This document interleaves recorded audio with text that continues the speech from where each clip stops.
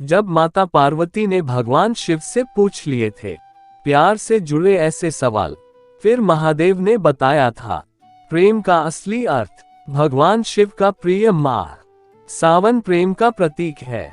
पवित्र श्रावण मास के बीच आज हम आपको भगवान शिव और माता पार्वती की अद्भुत कथा बताने जा रहे हैं। इससे पहले आपको ये जानना चाहिए कि माता पार्वती भगवान शिव की केवल अर्धांगिनी ही नहीं, बल्कि उनकी शिष्या भी रहीं। वे नित्य ही अपनी जिज्ञासाओं को शांत करने के लिए महादेव से अलग अलग प्रश्न पूछती और उन पर चर्चा करती थीं। एक दिन उन्होंने देवों के देव महादेव से पूछा, प्रेम क्या है? प्रेम का रहस्य क्या है? इसका वास्तविक स्वरूप क्या है? इसका भविष्य क्या है? आप तो मेरे गुरु की भूमिका भी निभा रहे हैं। इस प्रेम ज्ञान से अवगत कराना भी तो आप ही का दायित्व है। बताए महादेव। माता पार्वती द्वारा प्रेम से जुड़े इन तमाम सवालों को सुनने के बाद महादेव ने कहा, प्रेम क्या है ये तुम पूछ रही हो पार्वती? प्रेम का रहस्य क्या है? प्रेम का स्वरूप क्या है?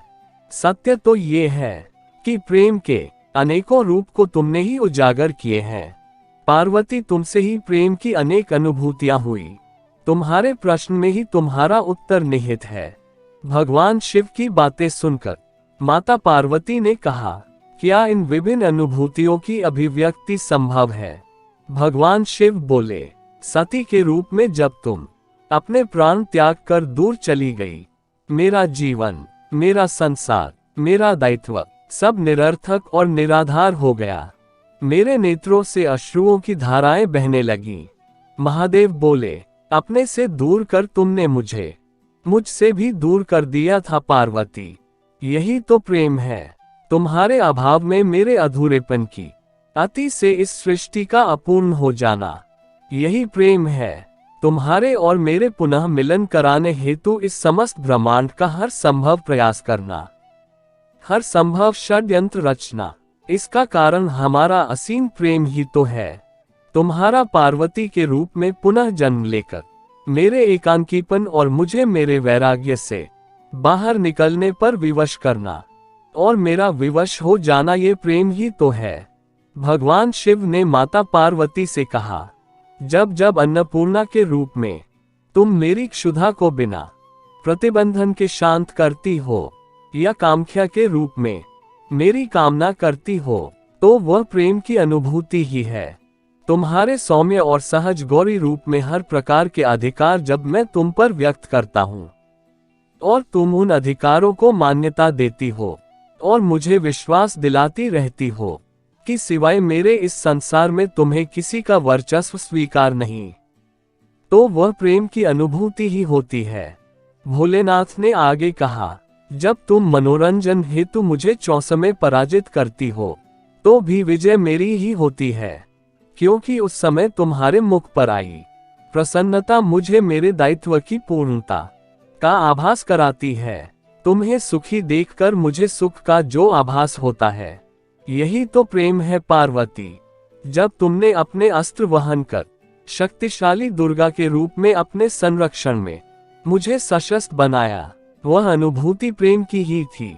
जब तुमने काली के रूप में संहार कर नृत्य करते हुए मेरे शरीर पर पांव रखा, तो तुम्हें अपनी भूल का आभास हुआ और तुम्हारी जिभ बाहर निकल आई, वही तो प्रेम था पार्वती।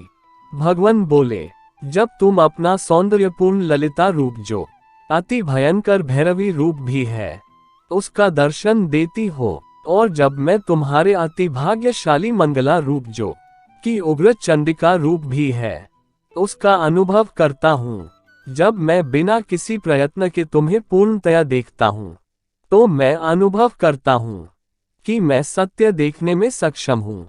जब तुम मुझे अपने संपूर्ण रूपों के दर्शन देती हो और मुझे आभास कराती हो कि मैं तुम्हारा विश्वास पात्र हूँ, इस तरह तुम मेरे लिए एक दर्पण बन जाती हो, जिसमें झांक कर मैं स्वयं को देख पाता हूँ कि मैं कौन हूँ। तुम अपने दर्शन से साक्षात कराती हो और मैं आनंद विभोर हो नाच उठता हूँ और नटराज कहलाता हूँ। यही तो प्रेम है। जब तुम बार बार स्वयं को मेरे प्रति समर्पित कर मुझे आभास कराती हो कि मैं तुम्हारे योग्य हूं, तुमने मेरी वास्तविकता को प्रतिबिंबित कर मेरे दर्पण के रूप को धारण कर लिया। यही तो प्रेम है पार्वती।